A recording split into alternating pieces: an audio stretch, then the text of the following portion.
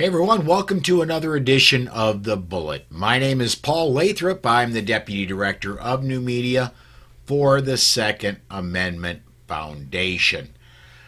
Joining me today is nobody. The co-host that I had schedules had to back out at the last minute, and I was not able to get anybody to fill in. So it's just me today. If I happen to pause for a while, please forgive me. Sometimes my brain doesn't run at full speed and my words fail me. And so if I happen to just stare at the camera for a few seconds or close my eyes and try to get words to come out, normally I have somebody here that's with me that can help me out with that, but I'm working alone without a net today. So I want to remind you as we get started today, we do have a bunch of news to talk about that as we get going. If you want to comment, and today more than ever, please do comment. That helps me out. Go to either the Facebook or YouTube page for Polite Society Podcast. Get your comments in there. We'll get your comments up and we'll discuss them on the air. And let me see here. Let me bring this up and so I can see what people are commenting on. And Jordan, let me bring up why I was. And George Geller's already checking in. Let me get this one in here real quick. George Geller's already commenting. He says, "Hope you're feeling well today, Paul." And I'm doing okay. Yesterday, I've been a diabetic for 20 years. And they've been adjusting my medicines, and today I'm doing actually really well. Yesterday I was battling a low blood sugar condition when I had to cancel the show. I got home about 2.5 hours before I was supposed to go on the air. Just wasn't feeling well. Had Susan check my blood sugars. I was down to 57. And then about a half an hour before I was supposed to go to air, I still wasn't feeling well. Had her check them again. I was at 56, despite the fact that I'd been consuming a good amount of carbs. And so at that point, it was just, let's not go on the air tonight. Dan Waz was kind enough to understand. And so we went ahead and backed off the show, and I re-racked for today. So anyway, let's go ahead and get to the news. Top of the news today off dailycaller.com, a news story.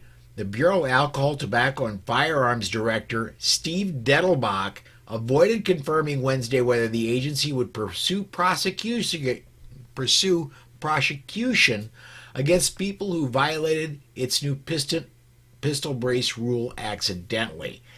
The rule requires gun owners to register pistols with braces as short barrel rifles by redefining a weapon designed or redesigned, made or remade, and intended to be fired from the shoulder as a rifle with a May 31st deadline.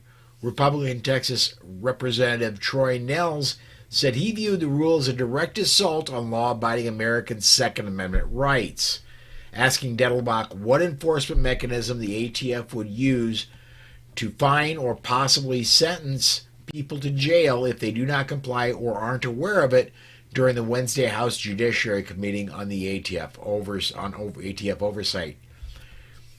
This is Dettelbach's answer. Quote, ATF's mission remains focused on protecting the American people from violent crime. We target our resources towards the violent people, Dettelbach said.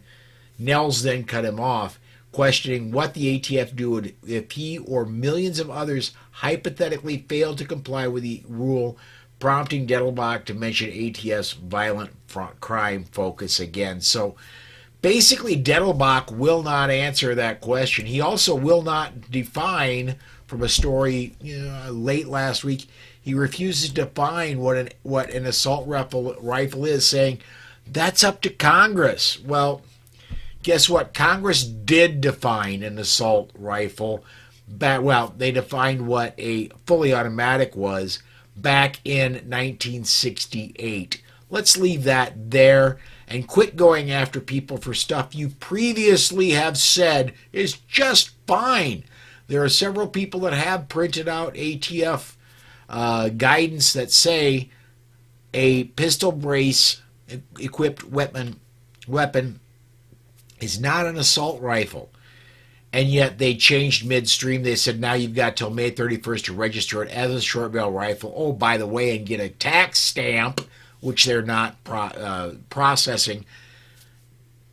So, and he's just sidestepping in front of Congress. Oh, let me get this one in from John over on the Facebook side.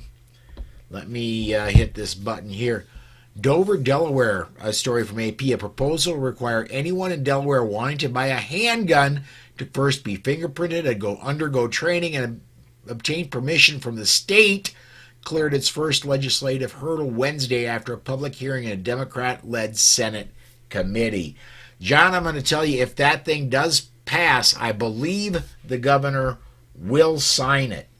I also believe, just like Washington State, as soon as the governor signs it, we're going to sue.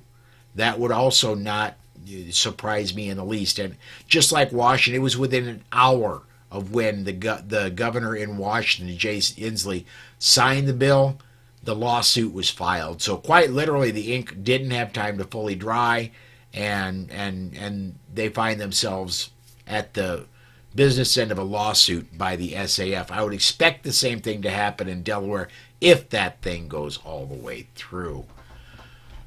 Let me go see what I got next for stories. This is a Tom Knighton story off Bearing Arms. Please, and let me get this link, and I'm going to go ahead and drop this in Facebook and YouTube comments. But let me drop this link there, and it's going out to both Facebook and YouTube. Go look at this story. What Tom says is, what Tom says is Gifford says the quiet part out loud. He's writing about an interview she had with Time magazine, which incidentally, does anybody still get the magazine part of Time magazine? I'm guessing several doctors' offices do, but I don't think they're getting out to very many. The magazine is getting out to very many homes anymore. But from the Time magazine interview, as we wrap up our interview in her office, I ask how she keeps coming back to a challenge so deeply ingrained in politics. She pauses for 12 pregnant seconds. Quote, "No more guns," she says. Ambler, her aide and advisor, tries to clarify that she means no more gun violence. But Giffords is clear about what she's saying. No, no, no, she says. Lord, no. She pauses another 32 seconds. Quote, "Guns, guns, guns. No more guns. Gone." End quote. Let me say this about Gabby Giffords. She was a victim of a attack in her home state of Arizona. She had to give up her congressional seat because of her injuries. Do I blame Gabby Giffords for going on what she's doing? No, I really don't. However, she's saying what the ultimate goal is, and they've always said we don't have an ultimate goal of destroying the Second Amendment. Yes, actually, they do. Not only Giffords, all the gun prohibitionists, what I call them, all the gun prohibitionists, their ultimate goal is no more guns. Thinking back, I believe it was Dianne Feinstein, if my memory serves. At one point when she was on 60 Minutes, she said, if I would have had the votes, you would have, Mr. and Mrs. America, turn them in, is what she was saying. she would have, and I believe now would still vote to take all guns away from everybody. That is their ultimate goal. That is why it's so important that we fight every step of the way. Their goal, make no mistake, is all guns gone, period. Well, our goal is not a gun in the hand of everybody. That would be wonderful, by the way, as if every American owned a firearm. That would be fantastic. That's not our ultimate goal. Our ultimate goal remains everyone who wants one can have one.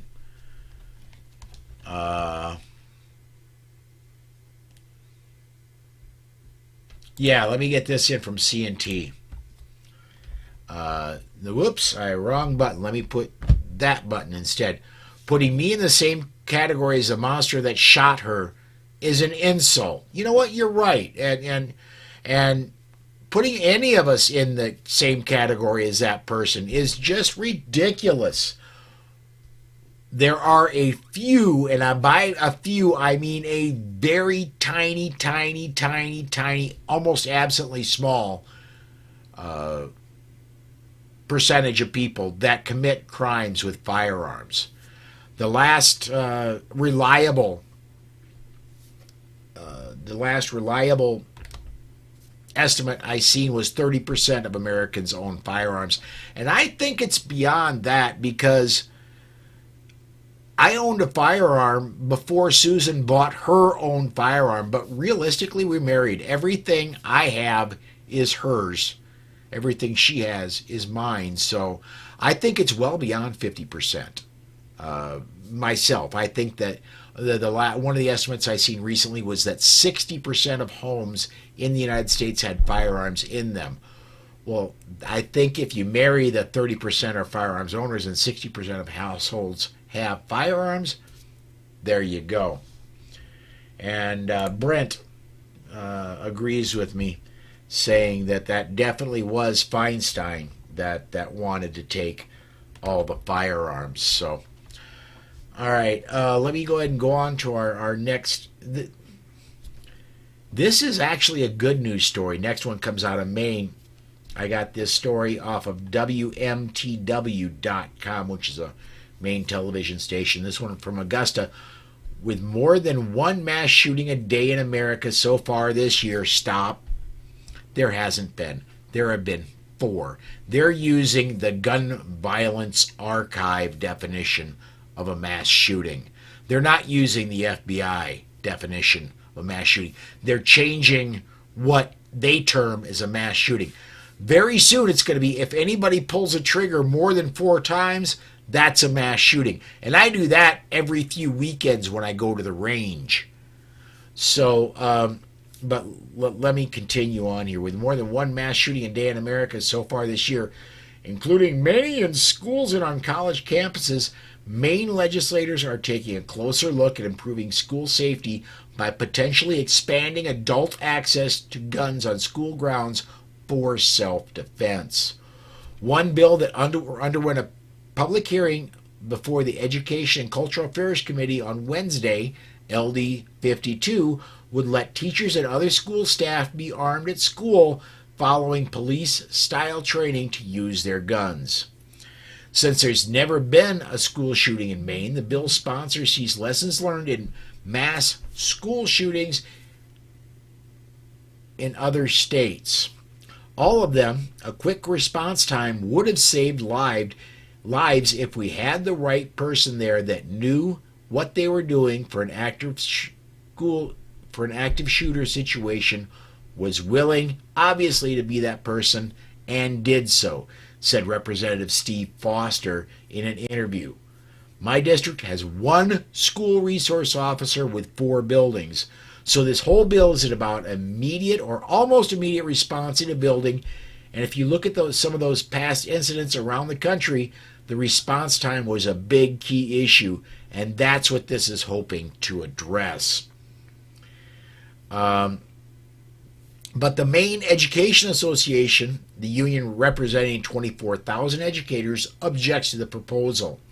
MEA President Grace Levitt told the committee, quote, having guns in schools is simply not the answer. Army school employees, as called for in LD 52, would likely lead to something like this as a headline. In confusion and chaos following a pulled alarm, students shot in error by armed educator. Retired teacher Kathy Harris testified, teachers do not want to be armed. I would have left the profession if one of my colleagues were wearing a loaded weapon to work, and I know many others who feel the same way. Kathy, I got something to tell you, babe. You already probably do know teachers that carried armed. I know several educators myself, and thank God South Dakota is a fairly free state. I know teachers before it was authorized that carried while they were on school property, that carried in classrooms. Kathy, I'm guessing in Maine, which is a fairly free state, that in teachers you know somebody was carrying. I'm just betting that's the case. Let me go to a few comments here. Let me get this one up here. CNT says they count a firearm being discharged within 1,000 feet of a school, and when no students are present, a school shooting. You're absolutely right. They do. CNT says, I teach and I damn sure want to be armed. And then Carrie Ann. And by the way, Carrie Ann, I should have texted you. Text me later, and we need to get you in on the list of people that when I have a co-host that cannot make it, that I get you as a fill-in, because you would be fantastic at this, Carrie Ann. She says, perfect. Let's keep it going in New England. We need more towns and states to follow us. She also has armed teachers who want to carry and train them well. You know, Ohio has the FASTER program. It's in Colorado now. It's in Arizona now. I think the FASTER program is a fantastic program for teachers that want to carry. I know several people that have gone through it as part of the media. I had an opportunity. However, when those classes happened, it was still too close after my stroke, after my heart attack, and I just didn't feel confident in being away from doctors that knew me at that time. So I had to pass up on the opportunity. I'm hoping maybe next year I can get in on that training, go through some of the FASTER training, the FASTER Safe Lives training. But it's a fantastic program from everything I've heard. I know Charlie Cook has gone through it. Amanda Suffolcool has gone through it. I know a few other people that have gone through it as well. But that would, again, let's get that program out to all the states. And even in Maine, if you're a Maine teacher, if you're a teacher anywhere in the country and you can get there, Ohio or Colorado or Arizona, if you can get into those classes, you don't have to be from those states to take those classes and get certified. Let me go ahead and get to our next story. Again, another good news story. North Dakota passes Second Amendment Financial Privacy Act. On Tuesday, the North Dakota Senate gave final approval to a bill prohibiting financial institutions operating in the state from requiring a credit card merchant code to track purchases of firearms and ammunition. Basically, I'm going to synopsize this one really short. North Dakota is doing what Florida has already done, what Texas is doing, what a few other states have already put into law. And that is, if you use a merchant category code to try to track firearms or ammunition purchases, you could be found guilty of a $10,000 crime, and fined $10,000 per occurrence. this goes against MasterCard, Visa, American Express, Discover, all the others who said they were going to do it. Those companies have put that on hold, but I think they put it on hold to see how many states followed Florida. Now another state is on the roster. South Dakota has an executive order, not a law, but an executive order saying that this needs to go forward.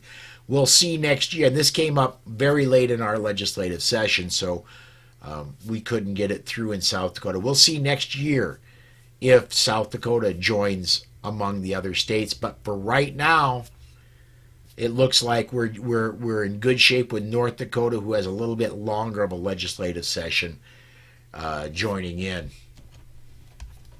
Let me get.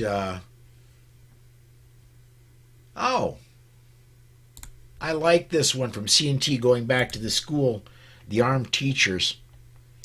Let me get this one in. A teacher armed in school doesn't go out and play SWAT team. They pull back to a place they can defend and then shoot anyone that's a threat to their students. I like that comment. And, I think I've talked about this on the bullet before. There's some discussion of whether there might have been an armed teacher in the school at the Nashville shooting, because Tennessee apparently does allow them. That could have been the instance that the armed teacher was just defending their students. They are charged with whatever students are in their classroom at that time, and they decided rather than going out, rather than going out and trying to find the active shooter at that time, they decided to shelter in place, barricade the door, and protect their students. And I would never, ever, ever fault a teacher for doing that. Protect you, protect those you're charged with protecting, and let the police take care of the person that's doing the shooting. I got one more story I want to go, and let me get this comment in before we do. I like this idea. Wood says, we need a 2A card. I like that idea.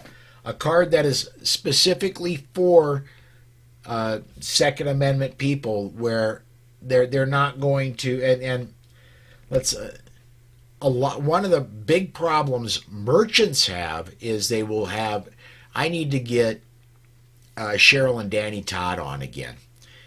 And I'm going to reach out to them as soon as I go dark for the show today. But that's a problem they have, is occasionally they'll come across a large purchase, and Visa or MasterCard, because it's a gun store, will just say, yeah, we're gonna hold on to this and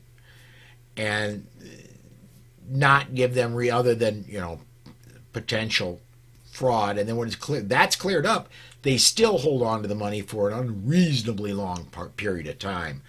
So, but yeah, let me reach out to Dan and Cheryl Todd, see if we can get them on the air again in the near future. But yeah, a 2A card, and even better than that, a 2A clearinghouse for cards that is Second Amendment friendly, would greatly help. I myself am not in a financial position to start a bank. Although, if I were, that's a fantastic idea. I got one more story I want to get to, and this one, an AWR Hawkins story off Breitbart. An Internal Revenue Service job posting shows the tax collection agency is hiring armed agents to work in states across the country. Excuse me. The IRS website is emblazoned with the words, "We're hiring special agents now." Among the major duties of IRS agents is to be willing and able to participate in arrests, execution of search warrants, and other dangerous assignments. Another duty is to carry a firearm. The website says a special agent must be prepared to protect him or herself or others from physical attacks at any time without warning, and to use firearms in life-threatening situations, must be willing to use force up to including the use of deadly force. Americans for Tax Reform notes the IRS has 360 vacancies for agents, and those vacancies are spread across all 50 states. What I want to know here is, why can't the IRS? I mean, I'm all for every person who, if they want to be armed, should be able to be armed. If an IRS agent wants to be armed to defend themselves, fantastic, wonderful, cool. However, I'm a little perturbed about the IRS hiring armed agents. If they find that there is a potential need, why can't they go to the FBI, say, hey, can we get an agent to come along? Why can't they go to the Federal Marshal Service? Why can't they go to the local police department and say, this could be dangerous, can we get a police officer to go with us?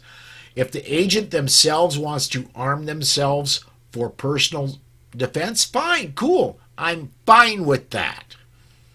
And I don't think, by the way, that agents should have to go through a bunch of hoops if they want to arm themselves for self-defense. I think it's probably a very good idea. What I have an issue with is the IRS arming all their agents. That makes them police. Oh, hell yes. Let me get this comment in from Brent. I love this. We should all apply to the IRS and take it over. Yes, I love that idea. And then George says, let me get this one up here as well. It's amazing how many federal agencies have armed agents and even SWAT teams. You know what? I believe, I'm not certain of this, and I'll check it out later, but I believe the EPA has armed agents. What the EPA needs armed agents for? Again, I'm not so. Why they can't call for assistance from the local PD if they're going to go shut a place down, they feel like it may be dangerous, whatever.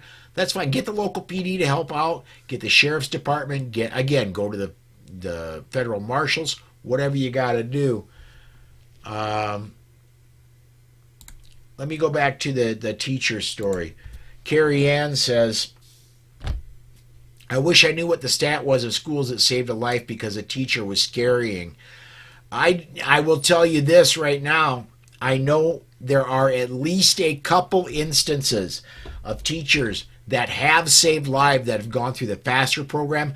None of them because they used their firearms, but part of the FASTER program is first aid and stopping the bleed. And I know of at least 2 instances that have been told to me by people at the FASTER program where teachers that have gone through that program have stopped ephemeral bleed and have saved the lives of people that after going through that program. So again, it's awesome. Anyway, get 2 more comments in here. Brent says, again, talking about armed federal agents, so does the United States Postal Service, although I'm going to give them a half a break because they do postal fraud, mail fraud. They do investigate that. So a very, very, very small few of them for the nation. I'm good with that, with the Postal Service. George Geller says, EPA fighting smog with bullets. And yeah, if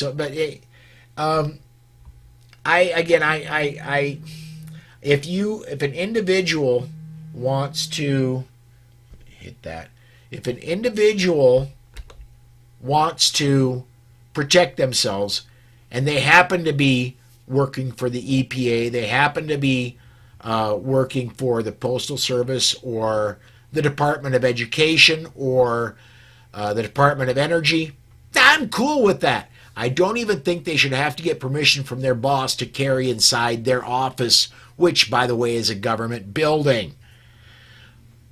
I'm good with all of that. I'm worried about the individual agents, federal agencies creating their own police forces. That worries me. So, all right, let's go ahead and do this. I'm alone without anybody helping me. I went over 30 minutes. Big shock. Thank you everybody for watching. Thank you everybody for commenting. You really, really, really do help make my job easier. Podcast listeners, thank you for listening.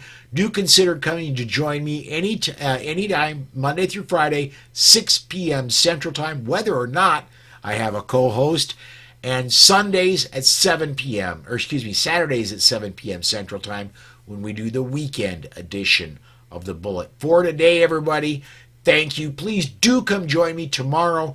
Tom Walls will be around. We're going to be discussing tomorrow's Training Friday is going to be discussing the OODA loop, or some people prefer to say the OODA loop. I call it the OODA loop. Anyway, that's it for today, everybody. Thanks again. We'll see you next